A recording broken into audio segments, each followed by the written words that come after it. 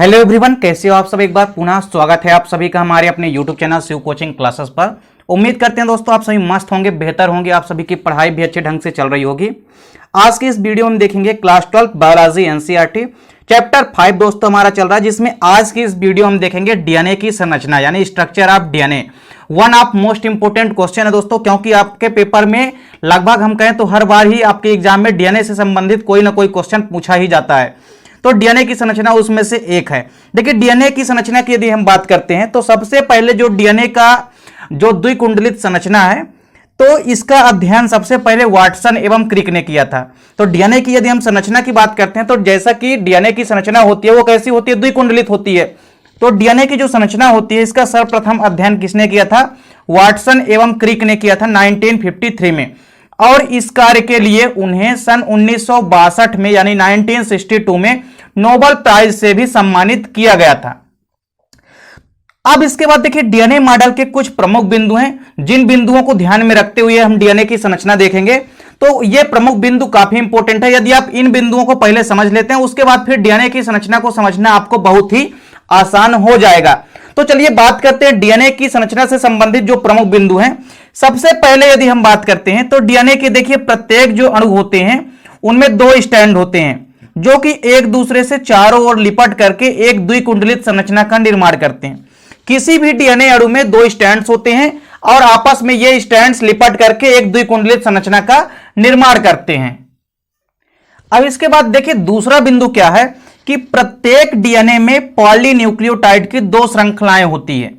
जो दोनों स्ट्रैंड्स होते हैं उसमें पॉलीन्यूक्लियोटाइड की दो क्या होती है, श्रृंखलाएं होती है। अब पॉलीन्यूक्लियोटाइड की ये जो दो श्रृंखलाएं होती है, दोनों न्यूक्लियोटाइड की जो श्रृंखलाएं होती है ये आपस में किनके माध्यम से जुड़ी होती हैं, ये हाइड्रोजन बंध के माध्यम से जुड़ी हुई होती हैं। तथा दोनों श्रृंखलाओं अर्थात हम ये कह सकते हैं कि कुंडलनों का जो व्यास होता है वो कितना होता है, 20 एंगस्ट्रॉम होता है। ये आपको याद रखना है, कितना होता है, 20 एंगस्ट्रॉम होता है। तो दोनों के दोनों जो न्यूक्लियोटाइड हैं आपस में किसके माध्यम से जुड़े होंगे, ये आपस में जुड़े होते हैं हाइड्रोजन बंध के माध्यम से। और साथ ही साथ दोनों श्रृंखलाओं या दोनों कुंडलों का जो व्यास होता है वो कितना होता है, 20 एंगस्ट्रॉम होता है। अगला पॉइंट देखिए क्या है कि डीएनए की जो दोनों श्रृंखलाएं होती हैं ये आपस में नाइट्रोजनी क्षारकों के द्वारा जुड़े होते हैं। हमने क्या कहा कि डीएनए में दो स्ट्रैंड्स होते हैं और दोनों स्ट्रैंड की जो श्रृंखलाएं होती है वो आपस में किसके माध्यम से जुड़ी होती है, नाइट्रोजनी क्षारकों के माध्यम से जुड़ी होती है। और साथ ही साथ आपको एक चीज यहां पे ध्यान रखना है कि एक श्रृंखला में उपस्थित जो प्यूरिन होता है वह दूसरी श्रृंखला में उपस्थित पिरिमिडीन से हाइड्रोजन बंधों के द्वारा जुड़े होते हैं। यानी एक स्ट्रैंड के अणु का जो हम ये कह सकते हैं कि जो प्यूरिन होगा वो अगले अणु के पिरिमिडीन वाले अणुओं के साथ जुड़ेगा। और कैसे जुड़ेगा वो हम अभी आपको जैसे ही स्ट्रक्चर बताएंगे वहां पे आपको विधिवत रूप से सभी चीजें दिखाएंगे कि किस प्रकार से डीएनए की संरचना में पूरे के पूरे अणु आपस में किस तरह से किसके माध्यम से जुड़े होते हैं यानी कि अटैच होते हैं। अगला पॉइंट आपको क्या ध्यान में रखना है कि जो एडेनिन होता है, एडेनिन हमेशा थायमिन के साथ जुड़ता है और जो ग्वानिन होता है वह हमेशा किसके साथ जुड़ता है, साइटोसिन के साथ जुड़ता है। और डीएनए की श्रृंखला में जो प्यूरिन अथवा पिरिमिडीन क्षारकों की संख्या होती है वो बराबर होती है, यानी क्षारकों का जो युग्मन होगा वो भी बराबर होगा और जो क्षारक होंगे वो भी बराबर संख्या में मौजूद होते हैं। आखिरी बिंदु क्या है कि दोहरे कुंडलन के हर घुमाव की जो लंबाई होती है वो कितनी होती है, 34 एंगस्ट्रॉम होती है। और श्रृंखला में हर घुमाव में 10 न्यूक्लियोटाइड्स पाए जाते हैं। अतः इनमें उपस्थित जो प्रत्येक दो न्यूक्लियोटाइड्स होते हैं उनके बीच की दूरी कितनी होती है, 3.4 एंगस्ट्रॉम होती है।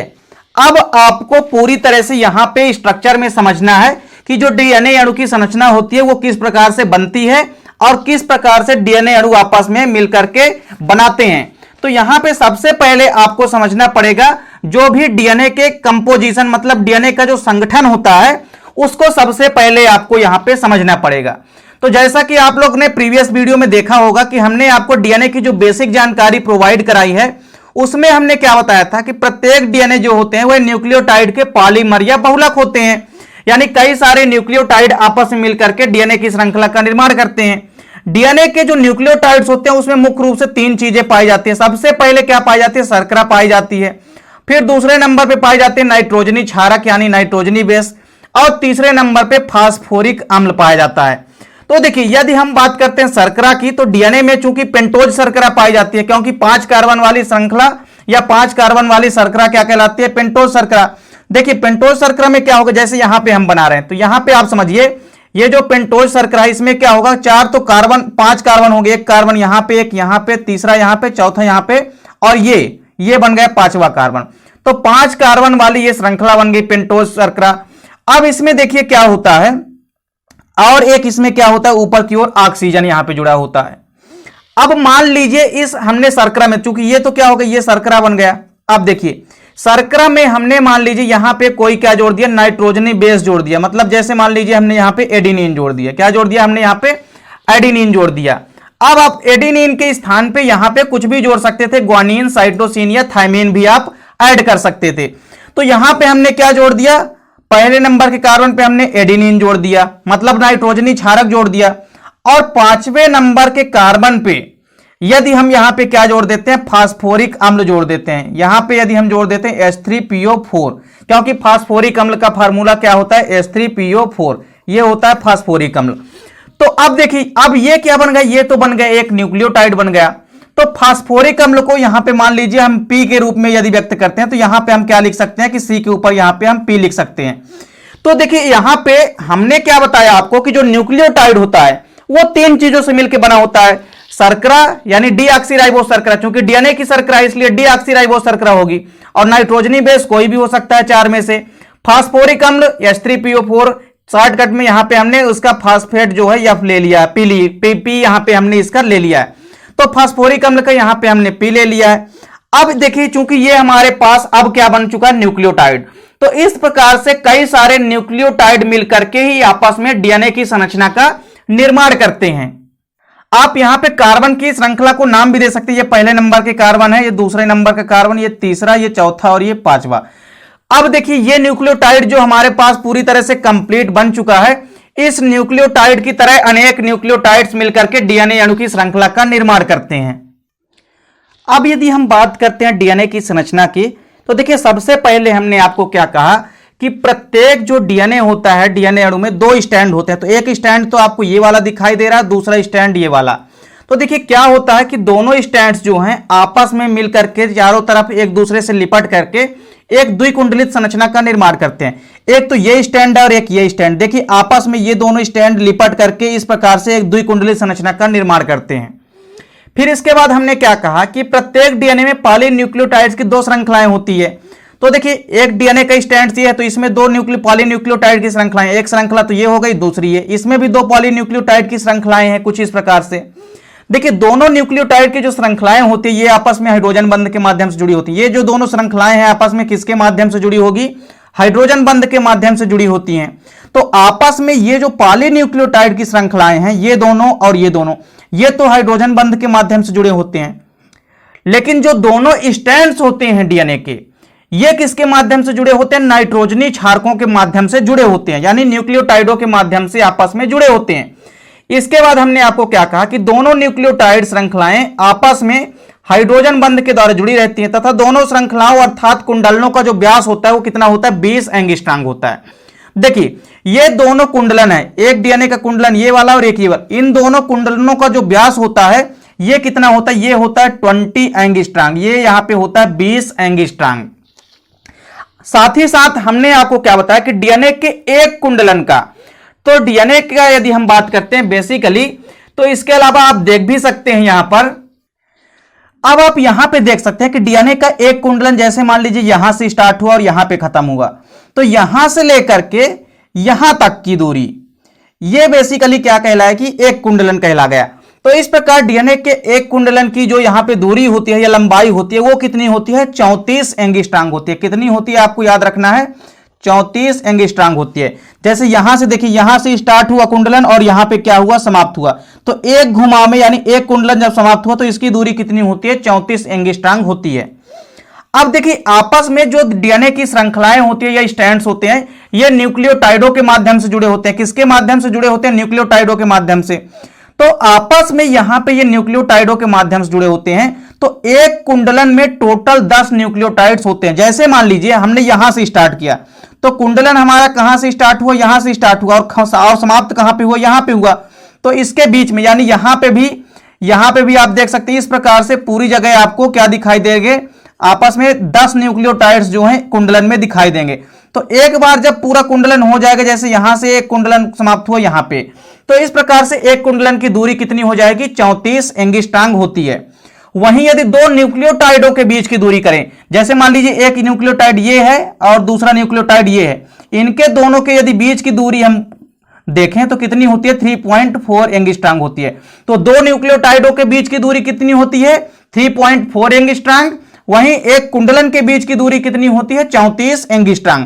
और दोनों कुंडलनों के बीच का जो व्यास होता है वो कितना होता है, 20 एंगस्ट्रॉम होता है। ये आप देख सकते हैं, दोनों कुंडलनों का जो व्यास होता है बीच का, इसका कितना होता है, 20 एंगस्ट्रॉम होता है।